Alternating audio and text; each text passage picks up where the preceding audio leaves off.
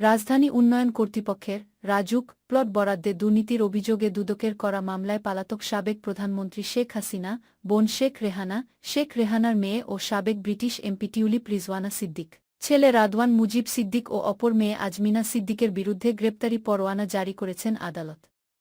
রোববার ৩ এপ্রিল ঢাকার metropolitan senior special জজ জাকির হোসেন গালিবের আদালত দুদকের দেওয়া চার্জশিট আমলে গ্রহণ করেন। আসামিরা পলাতক থাকায় আদালত তাদের বিরুদ্ধে গ্রেপ্তারি পরোয়ানা জারি করেছেন। আদালতে দুদকের প্রসিকিউশন বিভাগের সহকারী পরিচালক আমিনুল ইসলাম এ তথ্য নিশ্চিত করেন। এর আগে গত বৃহস্পতিবার সাবেক প্রধানমন্ত্রী শেখ হাসিনা, তার মেয়ে শায়মা ওয়াজেদ পুতুলসহ ৮ জনের বিরুদ্ধে গ্রেপ্তারি পরোয়ানা জারি করেন আদালত। পরোয়ানা জারি হওয়া অপর আসামিরা হলেন জাতীয় গৃহায়ন ও গণপূর্ত মন্ত্রণালয়ের প্রশাসনিক কর্মকর্তা মো.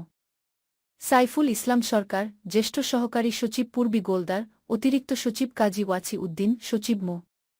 শহীদ উল্লাহ খন্দকার, রাজুকের সাবেক চেয়ারম্যানের পিএমও আনিছুর রহমান মিনা, রাজুকের সাবেক সদস্য মোহাম্মদ খুরশিদ আলম, কবির আল আসাদ, তন্ময় দাস, মোহাম্মদ নাসির উদ্দিন, মেজর ইঞ্জি শামসুদ্দিন আহমদ চৌধুরী, অব. মো.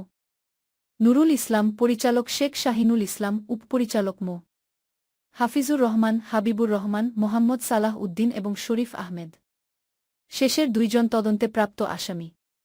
জানা যায়, পূর্বাচলে ৬০ কাঠা প্লট বরাদ্দ নেওয়ার প্রমাণ পাওয়ায় ক্ষমতাচ্যুত সাবেক প্রধানমন্ত্রী শেখ হাসিনা ও তার বোন শেখ রেহানার পরিবারের সদস্য, সাবেক প্রতিমন্ত্রী শরীফ আহমেদ, প্রধানমন্ত্রীর সাবেক একান্ত সচিব সালাউদ্দিন এবং জাতীয় গৃহায়ন ও গণপূর্ত মন্ত্রণালয়ের ৪ কর্মকর্তার বিরুদ্ধে পৃথক ৮টি অভিযোগপত্র বা চার্জশিট দাখিল করে দুর্নীতি দমন কমিশন, দুদক গত ১-২, ১-৩ ও ১-৪ জানুয়ারি তাদের বিরুদ্ধে মামলাগুলো দায়ের করা হয়।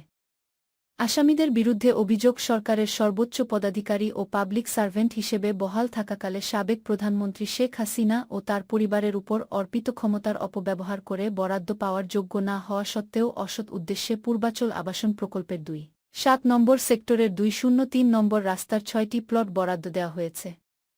আসামিদের বিরুদ্ধে দণ্ডবিধি ১৮৬০ এর ১৬১, ১৬৩, ১৬৪, ৪০৯, ১০৯ ধারা তৎসহ দুর্নীতি প্রতিরোধ আইন ১৯৪৭ এর ৫-২ ধারায় মামলা দায়ের করা হয়। গত ৫ আগস্ট প্রধানমন্ত্রীর পদ ছেড়ে ভারতে আশ্রয় নেন আওয়ামী লীগ সভাপতি শেখ হাসিনা। এরপর থেকে সেখানেই রয়েছেন তিনি।